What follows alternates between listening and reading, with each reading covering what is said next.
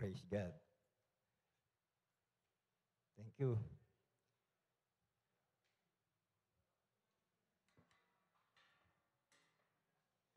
Hallelujah. Magandang gabi po, ano? At ngayon na lang uli ako nakapagbigay ng message. Noong nakaraan, sinalo ako ni Pastor Jimmy. Thank you, Pastor Jimmy. At magandang gabi po sa inyo lahat, no? Maging sa ating mga kapatid sa FB Live, no? At purihin po ang ating Panginoon. Tayo po lahat ay tumayo at tayo po ay manalangin. Panginoon namin Diyos na pinakadakila, pinakamabuti at pinakamakapangyarihan sa lahat. Kami po ay patuloy na nananalangin, dumudulog at lumalapit sa iyo, Panginoon. Sa gabing ito, Panginoon, hayaan mo, Panginoon, na sa aming pong pag-aaral ng iyong salita, ito po, Panginoon, ay aming pong may tanim sa aming puso't isipan, may pamuhay po namin, Panginoon. Lord, maraming salamat po, Panginoon. Panginoon, ikaw po, Panginoon, ang makita sa aking buhay. Tago mo po ako sa iyong likuran. Boses mo, Panginoon, ang siyang maririnig, Panginoon.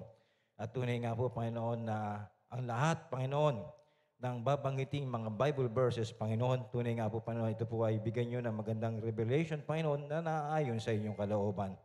Kung kaya't, Panginoon, maraming salamat po sa pangalan ni Jesus. Amen. Amen. Amen. Yung pong ating topic ngayong gabi ay about prayer. Ano po? Prayer. Ano ba yung prayer? Maraming nagsasabi, mag-pray tayo. Pero pag tinanong mo, ano bang ibig sabihin ng prayer? Ano po ba ang pakahulugan nito? Kasi po, yung prayer po, yung pananalangin, ito po yung isang pagkakataon natin na tayo ay magkaroon ng communication sa ating Panginoon. Tayo ay makapagbigay ng papuri, makapagbigay ng pasasalamat sa Kanya, at ating maibigay sa Kanya yung pagko-confess natin sa ating mga kasalanan sa ating Panginoon, no? At higit sa lahat, maibigay natin sa ating Panginoon yung desire ng ating puso, no? At maraming mga kapatid ang may mga desire sa puso nila na yung iba natanggap na nila kung ano yung dinidesire nila. No? Kaya purihin ang ating Panginoon. Tayo ay pumunta doon tayo sa ating topic, no?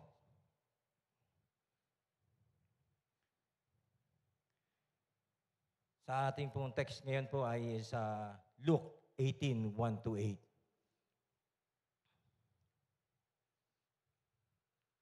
Luke 18:1-8. Pero bago po ang lahat na ito, isang tanong lamang po.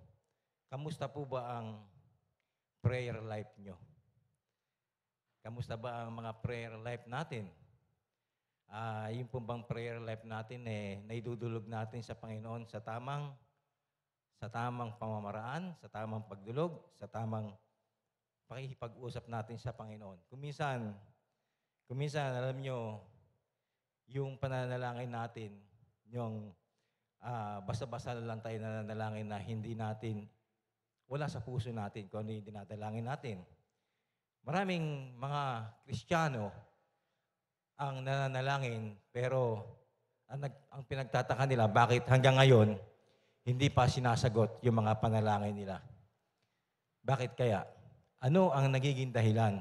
Bakit hindi nasasagot ang mga panalangin ng bawat isang Kristiyano, no? Kasi kung minsan, pananalangin natin, na-overlook natin yung prayer natin, di ba? Na-overlook natin siya. Nakakaligtaan natin, napapabayaan natin. Kung minsan naman, nagiging mainipin tayo. Nagiging boring tayo. Gusto natin, pag tayo nanalangin sa Panginoon, gusto natin, merong kagad resulta. Merong agad resulta doon sa ating panalangin. Kung minsan, para bang nakagawian na lang natin yung ating pananalangin.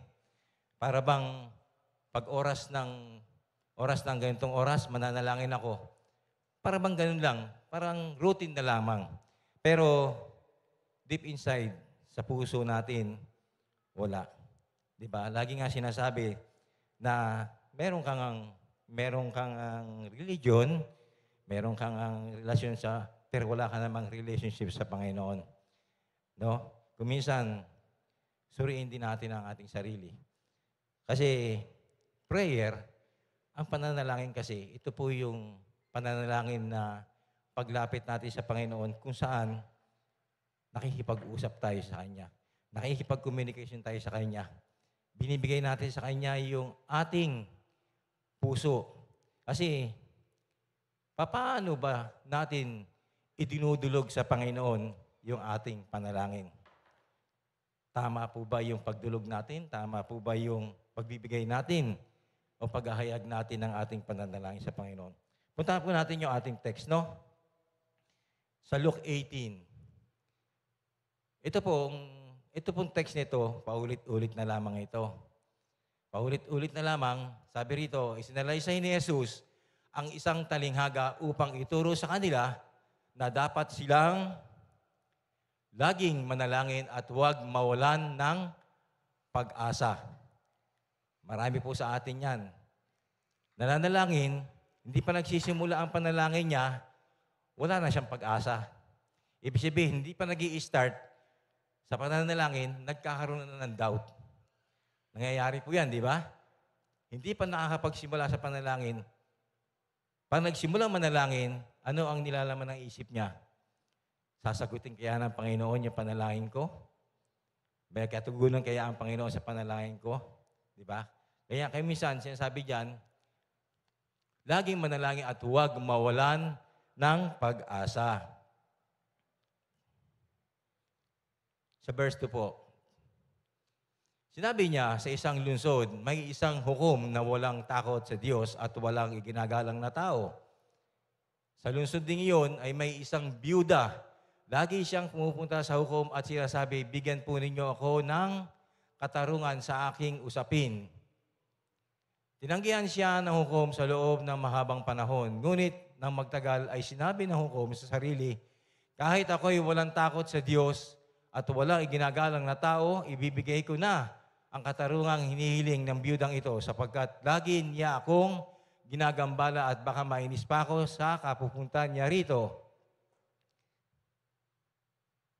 At nagpatuloy ang Panginoon. Pakinggan ninyo ang sabi ng masamang hukom na yon.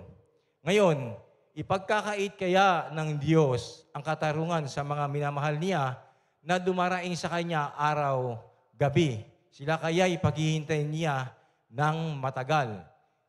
Sinasabi ko sa inyo, agad niyang ibibigay sa kanila ang katarungan, ngunit sa pagbabalik ng anak ng tao sa daigdig, na ito may makikita pa kaya siyang mga taong sumasampalataya sa Kanya. Purihin po ang Panginoon sa Kanyang pagbabasa ng Kanyang salita. No? Balik po tayo sa verse 1 po.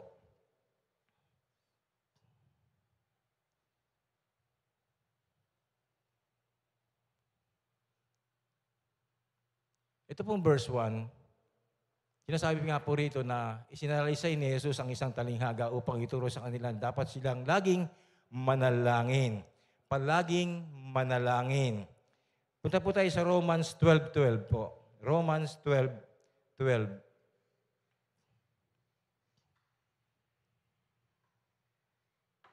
Sabi rito, ano po? Mag-alala kayo dahil sa inyong pag-asa. Magtiyaga kayo sa inyong kapighatian at palaging manalangin. Sinasabi po diyan, palaging manalangin. Bakit po sinasabi ng Panginoon diyan? Bakit pa sinasabi ng Panginoon itong talinghagang ito? Bakit ibinigay niya sa atin itong talinghaga ng Luke 18? Bakit sinasabi niya na palagi tayong manalangin at huwag tayong mawalan ng pag-asa? Bakit niya sinasabi sa atin ito? Kasi alam ng Panginoon, marami sa mga Kristiyano ang hindi marunong sumunod sa kalooban ng Panginoon. Maaring nananalangin, pero wala sa puso ang pananalangin. Kaya tinuturo ng Panginoon dito na matuto tayong magpatuloy na magpakumbaba sa harap ng ating Panginoon. Paulit-ulit. itong talinghagang binigay ng Panginoon, isa po ito sa isang pagpapahayag niya na dapat tayong huwag manghinawa sa ating pananalangin. Kasi kung titingnan nyo, merong nananalangin, 1, 2, 3. Pag inabot na ng 1 buwan, tumitigil na. Kinakalimutan na yung pinapanalangin. Bakit? Walang sagot ang Panginoon. Hindi nakakaranas ng kasagutan. Pero kung titingnan nyo, merong nananalangin, inaabot ng 20 years, inaabot ng 20 taon bago natatanggap yung kasagutan. Meron po dyan, di ba, Stemerian? Na inaabot, misan, ilang years yun sa iyo, Stemerian? 9 years. Isipin nyo, 9 years bago sumagot ang Panginoon sa panalangin. Ganun katagal. Pero kung ikaw ay wala kang tiyaga, palagay mo ba makakamit mo kaya yon? Yung ipinapanalangin? Kasi sa simula pa lamang, wala ka ng tiyaga. Ano po? Punta po tayo sa 1 Thessalonians po. 1 Thessalonians 5:17 po.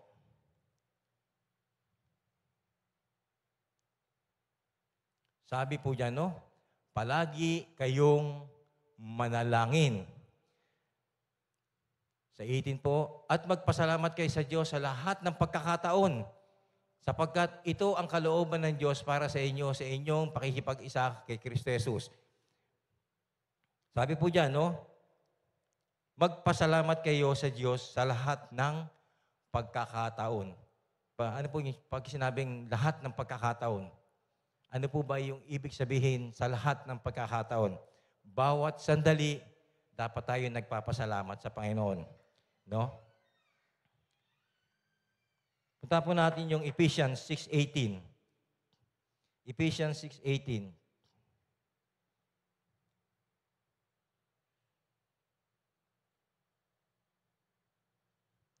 Ang lahat ng ito ay gawin nyo na may panalangin at pagsamo. Manalangin kayo sa lahat ng pagkakataon. Sa patnubay ng Espiritu, lagi kayong maging handa at patuloy na ipanalangin ang lahat ng hinirang ng Diyos. Sino po ba yung mga hinirang ng Diyos? Di po ba tayo yun? Tayo po yung mga hinirang ng Diyos. Kaya dapat po tayo matuto, magpanalalingan. Manalangin tayo sa bawat isa. Alam nyo, yung pananalangin ko minsan, nadidevelop yan. Nadidevelop ang pananalangin. Yung sa nagiging habit mo. Nagiging habit mo yung everyday, ilang beses ka nananalangin sa isang araw. Nagiging habit mo, nadidevelop mo ang pananalangin. Noong ako po ay nagsimulang manalangin, 20 minutes tapos na ako sa prayer ko. Within 20 minutes tapos na ako. Pero nagpatuloy, dinevelop ko ang pananalangin ko, ginawa kong habit yung pananalangin hanggang sa natuto ako. Sumunod, per family. Baga family, Binobra family, Tigahanon family, puro family lamang. Sumunod, naging individual na. Nawala na yung family, kundi naging individual na. Ibig sabihin nun, sa pananalangin natin, nagiging habit natin, nadidevelop natin yung ating prayer. Unti-unti, napapractice natin, na-exercise natin kung paano tayo nakikipag-ugnayan sa Panginoon. Itinuturo sa atin ng Panginoon. Pagdating ng panahon, pagdating ng oras, hindi ko kilala ang lahat ng member ng JCM. Sa tulong ng Panginoon, sa pananalangin, siguro mabibilang lang sa daliri ang hindi ko kakilala. Pero lahat, pag sinabi mong Baga family, pag sinabi mong Tigahanon family, sisabihin ko lahat kung sino ang member ng pamilya. Ultimo apo. Kasi po, naging habit. Nga tinatawag na naging habit na-develop yung pananalangin. Kaya, purihin ang Panginoon, no? Kaya, gawin nating maging habit. Matuto tayong magpatuloy tayo sa pananalangin sa Panginoon kasi nakikinig lagi ang Panginoon sa panalangin natin. Sabi po rito, yung sinasabi dito na huwag mawalan ng pag-asa. Marami po sa atin yan nawawalan ng pag-asa. Habang nananalangin, nawawalan ng agad ng pag-asa. Hindi pa dumarating sa punto na natatapos yung panalangin niya, mas nauuna na yung doubtness niya. Nagkakaroon na siya ng pag-aalinlangan. Kaya tingnan niyo po doon sa sinasabi sa 2 Corinthians 4:1, no po? 2 Corinthians 4:1.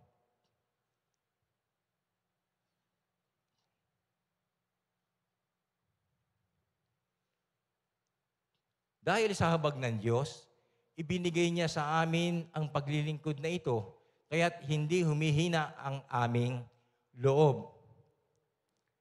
Bisibihin niyan, hindi humihina ang aming loob na hindi kami nawawalan ng pag-asa. Hindi nawawalan ng pag-asa. Bawat isa po ba rito nawawalan ng pag-asa? Meron po ba nawawalan ng pag-asa dito? Sa pananalangin po ba natin, nawawalan tayo ng pag-asa, nawawalan tayo ng isibihin, habang tayo ay lumalalim sa Panginoon sa pananalangin natin, ano po ang nararamdaman natin? Ano po ang nagiging pakiramdam natin habang tayo ay lumalalim sa pananalangin sa Panginoon? Ano po ang nagiging pakiramdam natin? Sabi po diyan sa verse 16 po, no? 2 Corinthians 4:16 po.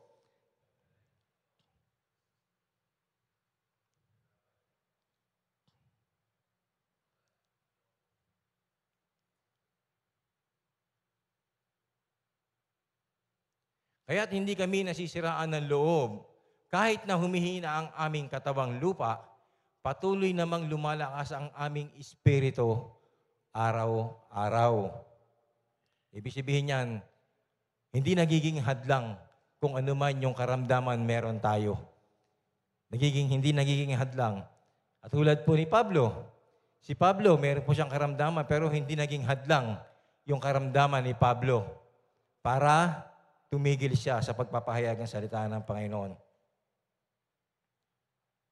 Sa 1 Thessalonians 3:13 po.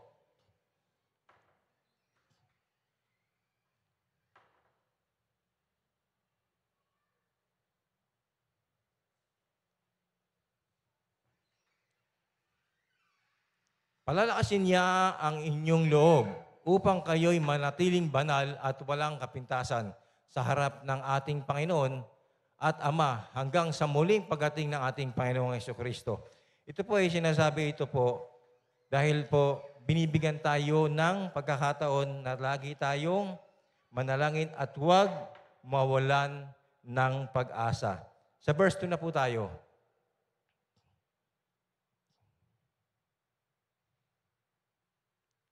Sa verse 2 po ng Luke 18, verse 2. Sinabi niya sa isang lungsod ay may isang hukom na walang takot sa Diyos at walang iginagalang na tao. Verse 3 po. Sa lungsod din iyon ay may isang byuda. Lagi siyang pumupunta sa hukom at sinasabi, bigyan po ninyo ako ng katarungan sa aking usapin. Dito po, makikita nyo, yung byuda, patuloy siyang lumalapit sa hukom. Hinihingi niya yung katarungan. Ano ba yung katarungan, yung kanyang usapin? Hindi naman po sinabi ko ano po yung usapin. Pero, ang pinakikita po rito, patuloy siyang lumalapit dyan sa hukom. Ano po? Sa verse 4 po. Tinanggihan siya ng hukom sa loob ng mahabang panahon. Ngunit, nang magtagal ay sinabi ng hukom sa sarili, kahit ako'y walang takot sa Diyos at walang iginagalang na tao, ibibigay ko na ang katarungang hinihingi ng biyudang ito sapagkat lagi niya akong ginagambala at baka mainis pa ako sa kapupuntan niya rito. Ibig sabihin nito, Sa ating pong pananalangin, araw-araw po tayong lumalapit sa Panginoon. Ilang beses po ba kayong dumadalangin sa Panginoon sa isang araw? Ilang beses po? Sa isang araw, ilang beses po kayo nananalangin?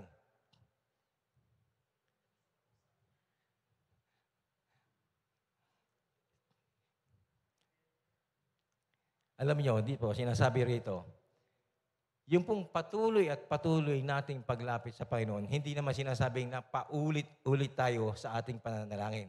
Kundi po ito ay itinuturo sa atin ng Panginoon na matuto tayong magpatuloy na lumapit sa Panginoon. Kasi, bakit niya itinuturo sa atin to? Bakit niya itinuturo? Kasi, kaya sinasabi sa atin ng Panginoon ito, itong talinghagang ito, dahil alam ng Panginoon, may pag-asa. Di po ba? May pag-asa. Bagamat magtatagal, sabihin natin magtatagal man siya, pero may kasagutan. Kaya nga sinasabi niya rito na tinanggihan siya ng hukom sa loob ng maraming panahon. Kita nyo? Pero bandang huli, ano ang sinabi ng hukom? Ibinigay rin niya yung katarungan doon sa biyuda. Bakit? Dahil sa araw-araw na paglapit ito sa kanya. Kung minsan siguro, kung ikaw kaya meron kayang usapin ka, kung ikaw kaya meron ka kayang usapin, sa barangay pa lamang, siguro baka hindi pa dumarating yung kagawad, nandun ka na. Naghihintay ka na ron sa barangay para maasikaso mo na kagad yung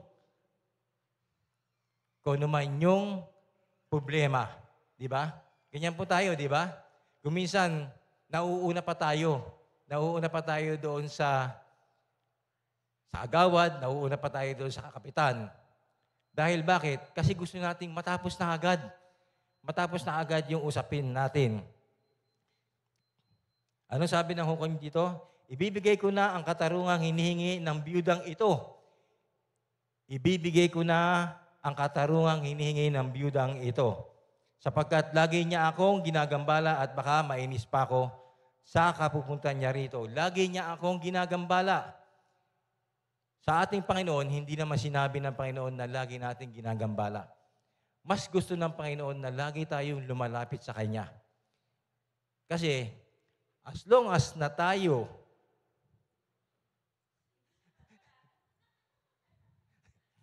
kaya, habang tayo lumalapit sa Panginoon, mas natutuwa ang Panginoon sa atin. Alam mo bakit? Kasi, kaya nalulugod ang Panginoon sa atin habang tayo ay lumalapit sa Kanya. Kasi, natututo tayong nagtitiwala sa ating Panginoon. Marami sa atin. Ako nga lang, ilan yung naging sakit ko. Halos hindi mabilang. Sabi nga ni Sister Lynette, noong prayer niya doon sa na na-restore yung aking kalakasan. Hindi ako nagpatingin sa doktor, hindi ako nagpatingin. Talagang pinanindigan ko yung faith ko sa Panginoon. Talagang ipinagkatiwala ko sa Panginoon yung karamdaman ko. So, dati akong 98 kilos. 98 kilos. Nagkaroon ako ng karamdaman, bumagsak ako sa 88 kilos. Yung dating bewang ko na 40, naging 36 na lamang. So, ang laki ng nawala sa akin. Pero, talagang tiniis ko lahat yon. Purihin ang Panginoon. Sa matyagang pananalangin, araw at gabi, prayer, tiwala sa Panginoon, pananalig sa Panginoon, pananampalataya sa Panginoon, ni-restore ng Panginoon yung kagalingan sa akin. Kaya, purihin ang Panginoon. Kasi, ngayon, nasa 89 na ang timbang ko. Tumaas ako ng isa. Hindi na 88. So, ibig sabihin, merong resulta, di ba? Pastor Jimmy, may resulta. Kaya, purihin po ang Panginoon, no? Kaya, minsan, nakakatuwa rin ng Panginoon. Lahat ng nangyayari sa buhay ng bawat isang tao, may purpose ang Panginoon. May dahilan ng Panginoon. Kaya huwag tayong mawalan ng pag-asa. Huwag tayong manghinawa sa pananalangin. Punta po tayo sa 1 John na po. 1 John 5:14 po.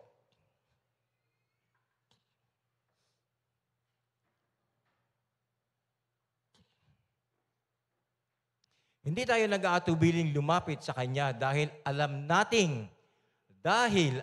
nating ibibigay niya ang anumang hingin natin kung ito'y naaayon sa Kanyang kalooban.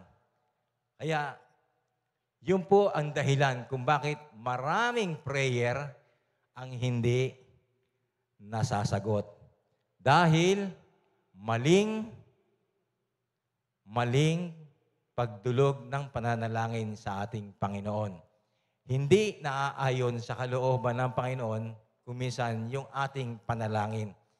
Kuminsan, ano ba yung tinatawag nating dapat matuto tayo doon kung ano ba yung priority ng prayer natin. O, sabihin natin, marami tayong hinihiling sa Panginoon. Pero alin po ba doon ang talagang kailangan mo? Di po ba? Ano yung kailangan mo? Kaya yung priority in prayer, dapat alam natin kung ano yung talagang kailangan natin na dapat nating ipanalangin sa Panginoon. Hindi yung pray ka ng pray, Panginoon, alam mo, kailangan ko yung ganito, Panginoon, alam mo, kailangan ko yung ganito, alam mo, na marami akong pinagdadaanan, hindi mo masabi sa Panginoon, alin ba rito talaga ang kailangan mo? Alin ba talaga ang talagang gusto mong ma-resolba? Dahil sinasabi mo lahat sa Panginoon. Kaya matuto tayo kung ano yung priority na kailangan nating idulog sa Panginoon, yun po ang ating ilalapit sa Kanya. Yung admission po. Kailangan po natin yan, yung admission. During the time of our prayer, dapat matuto tayong mag-admit sa harap ng ating Panginoon. No? Admit.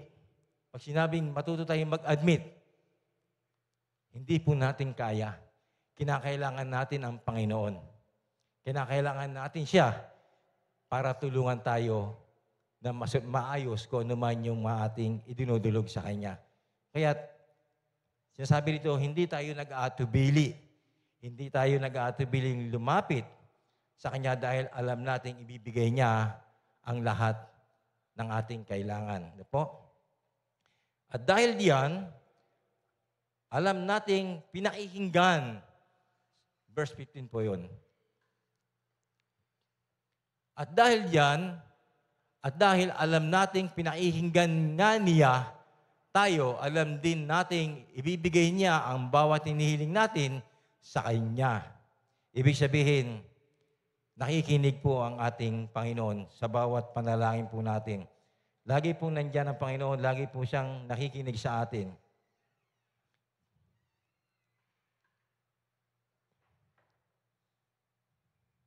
Sabi po niya si Jeremiah 33:3, no?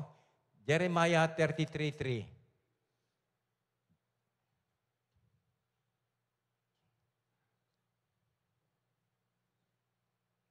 Sabi diyan, no? Kung mananalangin ka sa akin, tutugunin kita.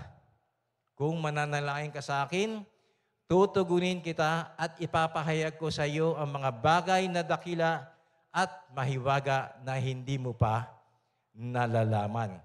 Marami tayong ipinapanalangin kung minsan hindi natin alam kung ano ang resulta. Maraming nananalangin, pray ka ng pray, pero hindi mo alam, meron bang ginagawa ang Panginoon sa likod ng pananalangin natin?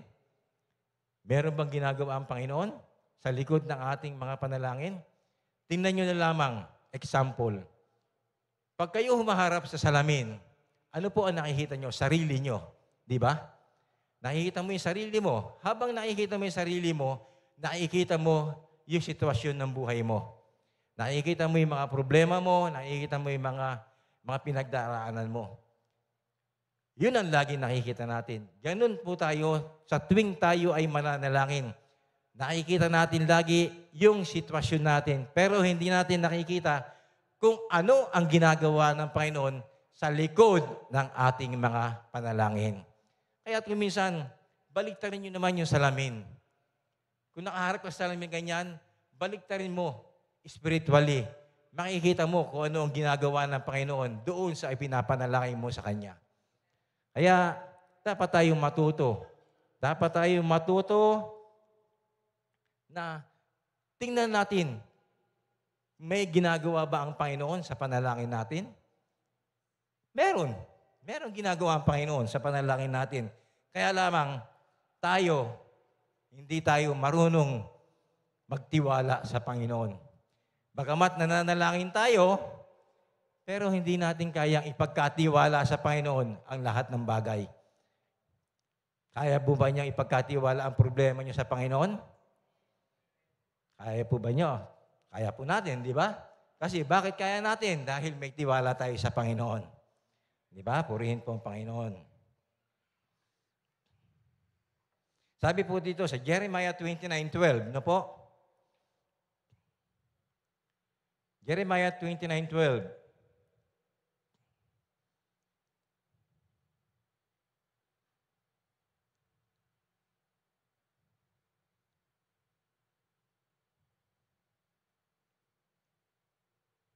Kung maganap na ito, kayo'y tatawag, lalapit at dadalangin sa akin.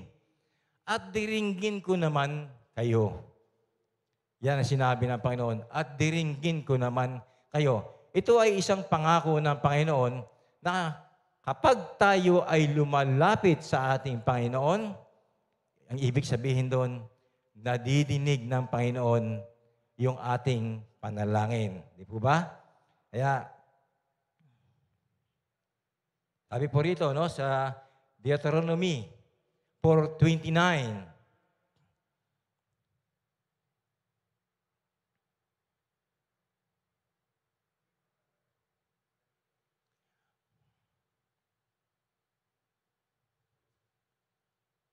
sabi po rito, no, basahin ko lang dito. Gayunman, matatagpuan ninyong muli si Yahweh kung siya'y buong puso ninyong hahanapin. Kung siya'y buong puso ninyong hahanapin. Ibig sabihin, sa pananalangin natin, hindi lamang po bibig ang ginagamit natin, kundi gamitin natin ang puso natin. Kasi yan ang tinitingnan ng Panginoon, ang puso natin. Hindi po yung buka ng bibig natin. Kasi kapag ginamit natin ang bibig natin at hindi ang puso natin, wala po tayong makakamit na kasagutan mula sa Panginoon.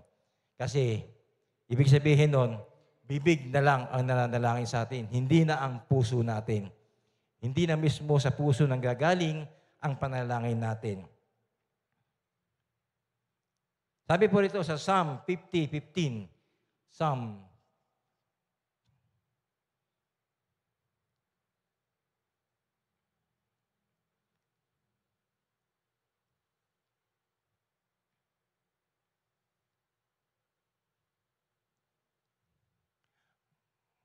Kung kayo ay may bagabag, ako lagi ang tawagin, kayo'y aking ililigtas, ako'y inyong pupurihin. Kung kayo ay may bagabag, ipinapauna na po sa atin ng Panginoon yan. Kung tayo ay may mga suliranin, may mga bagabag, may mga alalahanin, anuman yung mga pinagdadaan natin, anuman mga problema natin, tawagin natin ang ating Panginoon. Naghihintay ang Panginoon. Naghihintay ang Panginoon sa bawat isa sa atin.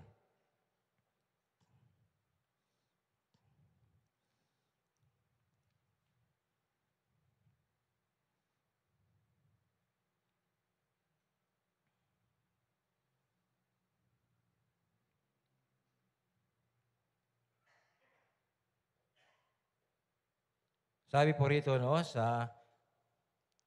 doon tayo sa verse 5 na po tayo tumigil, no? Sa verse 5 ng Luke 18.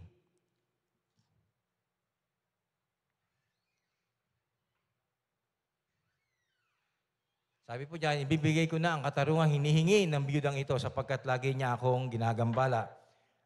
Tulad nga po na sinabi diyan, no? Na patuloy at patuloy na patuloy na nagpapaalala sa atin ng Panginoon na tayo ay dapat matuto na lumapit at magpatuloy na dumulog sa ating Panginoon dahil pinakihinggan ng Panginoon ang bawat panalangin natin. Sino po ba rito ang mayroong ipinapanalangin na ilang taon na hanggang ngayon hindi pa sinasagot? Taas po ang kamay. Lahat po tayo. Lahat po tayo. Ako, ilang taon ko nang ipinagpipray. Pero patuloy at patuloy kong ipinagpipray sa Panginoon. Dahil alam ko, may kasagutan ng Panginoon. Dahil alam ko na merong gagawin at merong gagawin ng Panginoon. Kaya nga itong prayer, nung binabasa ko ito, nagkaroon ulit ako ng lakas ng loob na talagang sabi ko may pag-asa. May pag-asa. Noong na-stranded nga ako sa Saudi, 1 taon ako na-stranded nga ako 1 taon. Nagtiis ako ng hirap, talagang sobrang hirap. Pero purihin ng Panginoon, nakaraos ako. Hindi ako pinabayaan ng Panginoon. Maraming nangyari, nakulong ako, hindi ako pinabayaan ng Panginoon. Hindi ko naranasan mapalo. Sa Saudi, pinapalo, pero hindi ko naranasan mapalo. Kahit kantiin ako ng pulis, hindi ko naranasan kantiin ako ng pulis. So, ganun kabuti ang Panginoon. As long as na nagtitiwala ka sa Panginoon, nananalangin ka, dumudulog ka sa Panginoon, ibinibigay mo sa Panginoon ang lahat-lahat. Merong ginagawa ang Panginoon sa likod ng pananalangin ng bawat isa sa atin. Na po? Meron po ditong isang istorya, di ba? Sa Bible, dito rin sa Luke 11 naman, yung tungkol sa magkaibigan. Sabi po rito, no, sa Luke 11:8. Luke 11:8. Ito po, istorya po ito ng isang magkaibigan na dumating yung kaibigan niya ng hating gabi at wala siyang maiahin, wala siyang maibigay na tinapay. Pero dahil dito, sinasabi ko sa inyo, hindi man siya bumangon dahil sa kanilang pagiging magkaibigan. Babangon siya upang ibigay ang hinihingi ng kaibigan dahil sa pagpupumilit nito. Ibig sabihin, ito po, example lang po ito ng Panginoon.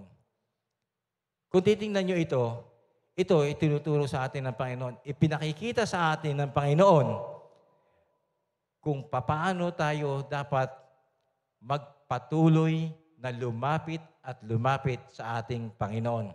Kasi habang tayo'y lumalapit sa Panginoon, katulad nito, mayroong pag-asa. Merong gagawin at merong gagawin ang Panginoon.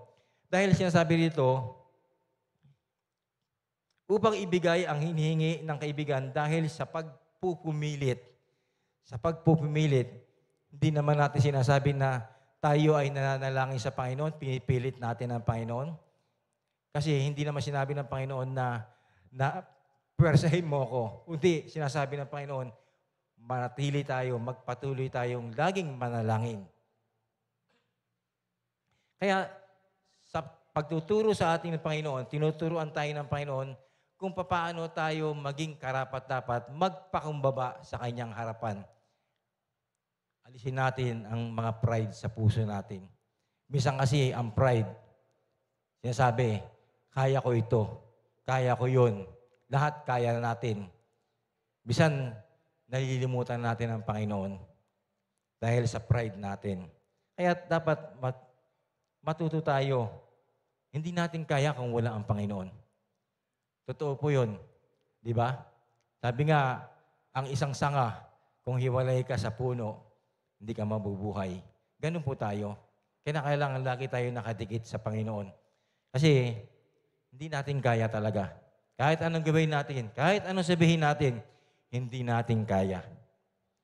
Sino po makakapagsabi nito, kaya ko? Wala. Di ba? Ang karunungan mo, katalinuhan mo, kaalaman mo, kanino ba galing yan? Galing yan sa Panginoon. Kaya wala kang pwede maipagmalaki sa Panginoon. Hindi mo pwede sabihin sa Panginoon na kaya ko. Kahit wala ka, Panginoon, kaya ko. Hindi mo pwedeng sabihin yan. Kinakailangan laging kalakip natin. Nung una, nung hindi natin nakikilala ang Panginoon, sino ba ang laging nasa unahan natin? Wala. Laging nasa likod natin ang Panginoon. Nasa likod lagi ang Panginoon, di ba? Nung araw, ang nauuna, ikaw lagi ang nauuna. Ang Panginoon nasa likod mo eh. Pero ngayon, magbuhat nung naging Kristiyano ka, sino na nasa unahan mo? Ang Panginoon na, di ba? Natuto tayo na matuto magpakumbaba.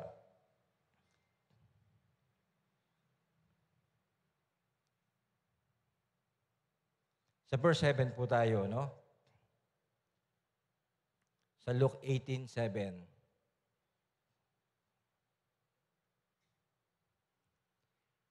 Ngayon, ipagkakait kaya ng Diyos ang katarungan sa mga minamahal niya na dumaraing sa Kanya araw at gabi. Ito po yung sinasabi kanina, no?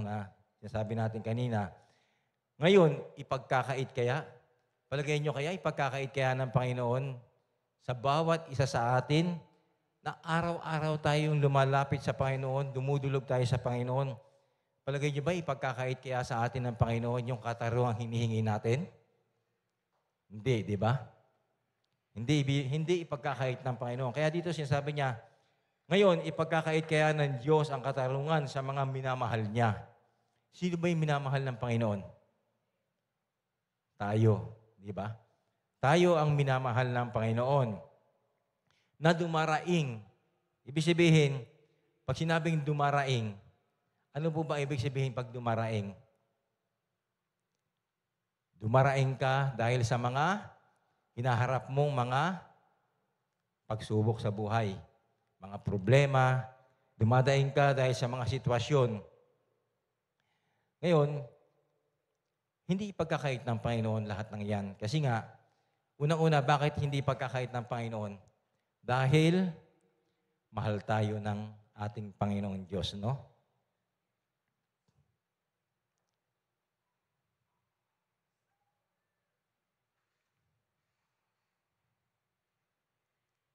Sabi po rito sa Psalm, no? Psalm 88, verse 1 and 2.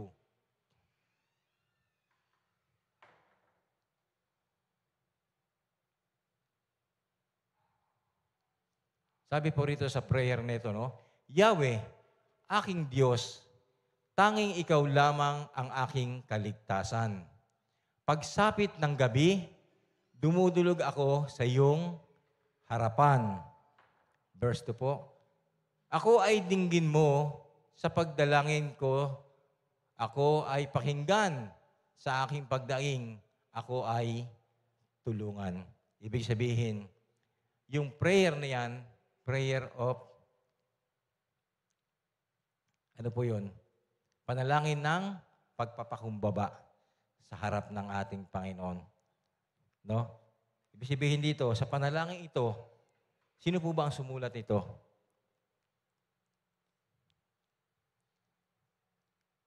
Sa Psalm. Si Haring David, di ba? Sabi niya rito, Yahweh, aking Diyos, tanging ikaw lamang. Ibig sabihin doon, tanging ikaw lamang. Wala siyang sinasabi kahit na sino, kundi Panginoon lamang. Tanging ikaw lamang aking kaligtasan. Pagsapit ng gabi, dumudulog ako sa iyong harapan. Ako ay dinggin mo sa pagdalangin ko. Ako ay pakinggan. Sa aking pagdaing, ako ay tulungan. Kung titingnan niyo po, no? Sa mga apostoles, lumapit sila sa Panginoon. Ano po ba ang hiniling nila sa Panginoon?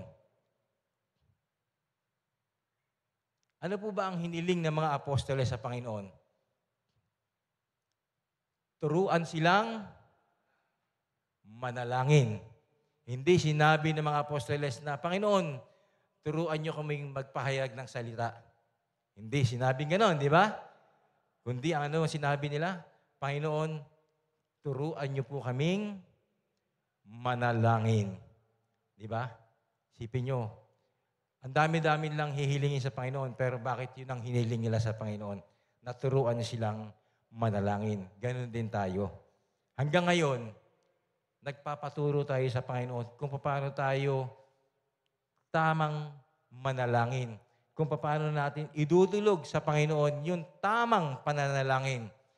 Hindi lamang yung basta-basta panalangin, buka ng bibig. Hindi pala tama yon. Kinakailangan pala, meron palang tamang pagdulog at pananalangin sa harap ng ating Panginoon.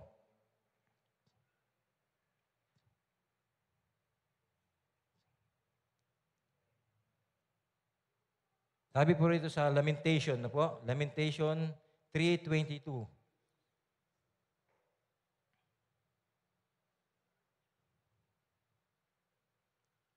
Lamentation 3:22. Pag-ibig mo, Yahweh, ay hindi magmamaliw. Kahabagan mo'y walang kapantay. 23 po.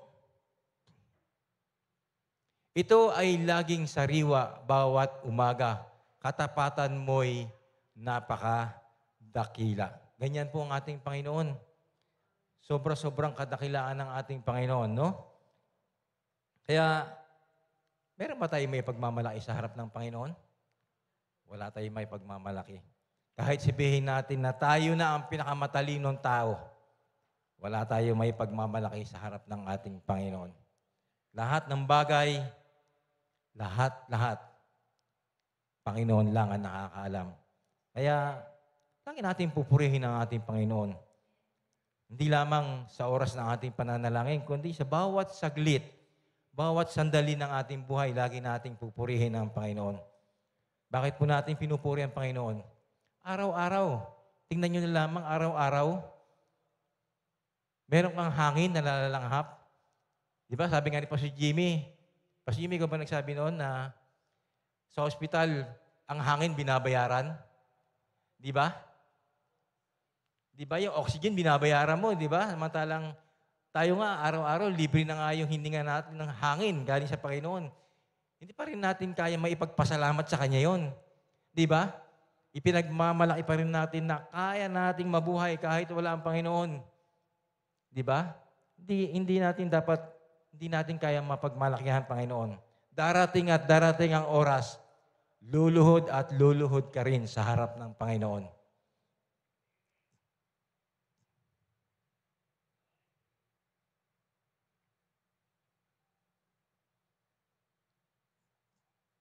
Sa verse 8 na po tayo, no? Last verse na po ito.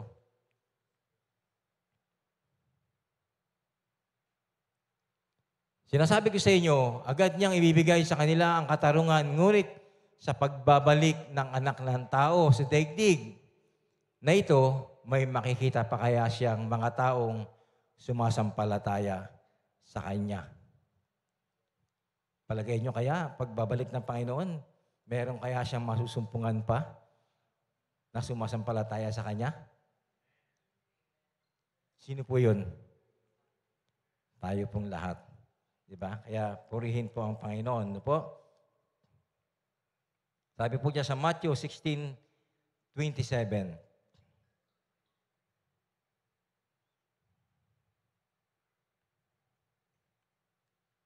Matthew 16:27. Sapagkat darating ang anak ng tao na kasama ang kanyang mga anghel at taglay ang dakilang kapangyarihan ng kanyang ama. Sa panahong iyo'y gagantimpalaan niya ang bawat tao ayon sa ginawa nito. Ayon sa ginawa nito. Kayo lamang ang makakasagot niyan. Kung ano po yung sinasabi diyan. Ano po? Huwag po nating bigyan ng limitasyon ang kapangyarihan ng Panginoon. Kasi kung minsan, nagkukulang tayo, binibigyan natin ng limitasyon ang kapangyarihan ng Panginoon. Bakit po? Bakit po sinasabing binibigyan natin limitasyon? Unang-una, kung meron tayong kakulangan sa buhay, para bang hindi natin kayang ipagkatiwala sa Panginoon. Para bang napakaliit ng pagtitiwala natin sa Panginoon. Ibig sabihin, may limitasyon. Para sa iyo, may limitasyon ang Panginoon. Di po ba? Sabi po nga dyan sa, sa omnipotent. Di ba? Pag sinabing omnipotent, makapangyarihan sa lahat. Ano po? Sabi po dyan sa Revelation 29:6.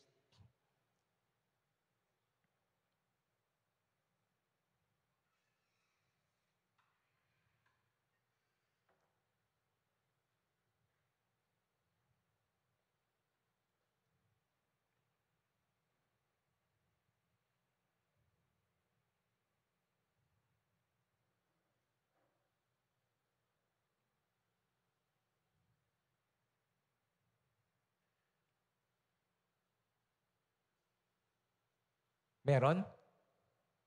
Wala? Dito meron. Praise God.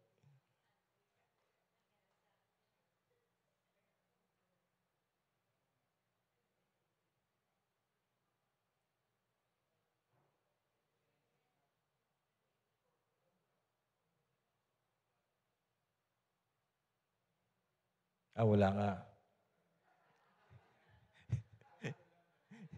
Sorry. Hanggang lang pala, 22. Na-overlook. Sorry po. Tao lang po ako.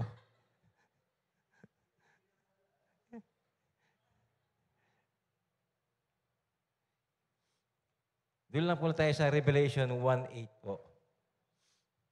Yan, sigurado meron yan.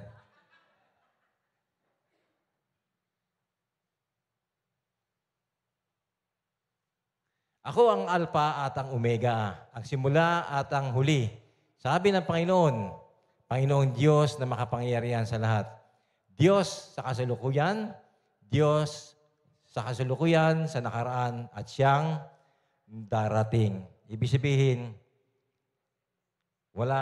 siya po ay ang pinakamakapangyarihan sa lahat. Kaya, purihin natin ang ating Panginoon, no?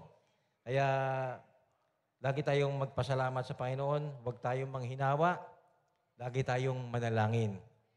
Lagi natin bigay sa Panginoon yung oras natin sa pananalangin. Develop natin yung ating prayer life. So, dati, meron kaming prayer. Yung prayer works dati. Kami, nila pastora, na prayer works namin.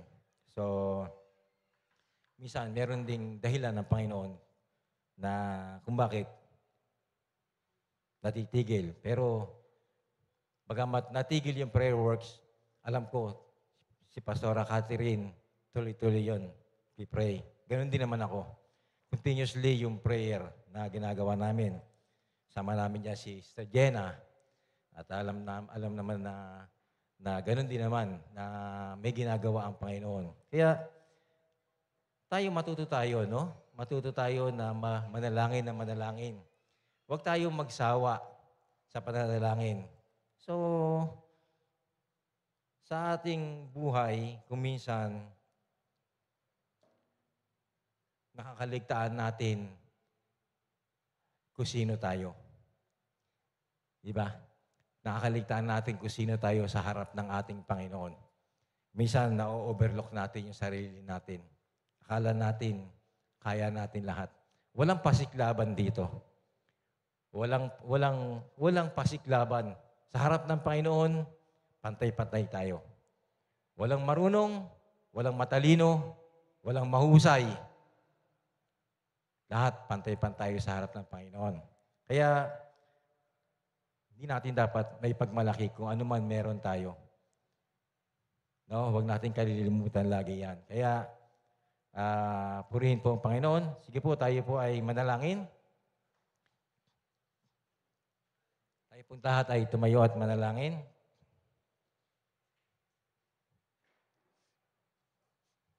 Hallelujah, hallelujah, hallelujah. Panginoon, maraming salamat po, Panginoon. Tunay nga po, Panginoon, na nagpapasalamat kami sa iyo sapagkat kami po ay patuloy na pinapaalalahanan mo na kami po ay dapat na magpatuloy na manalangin at huwag mawalan ng pag-asa, Panginoon. Panginoon, salamat po, Panginoon, sapagkat alam po namin sa bawat pagbukas, Panginoon, ng aming bibig, ay tunay nga po, Panginoon, na pinakihinggan mo na kung anuman po, Panginoon, yung aming mga idadalangin sa iyo, Panginoon. Kung kaya't, Lord, nagpapasalamat kami, Panginoon, sapagkat alam po namin na sa oras ng aming pananalangin, mayroon at merong kang ginagawa sa likod nito, Panginoon.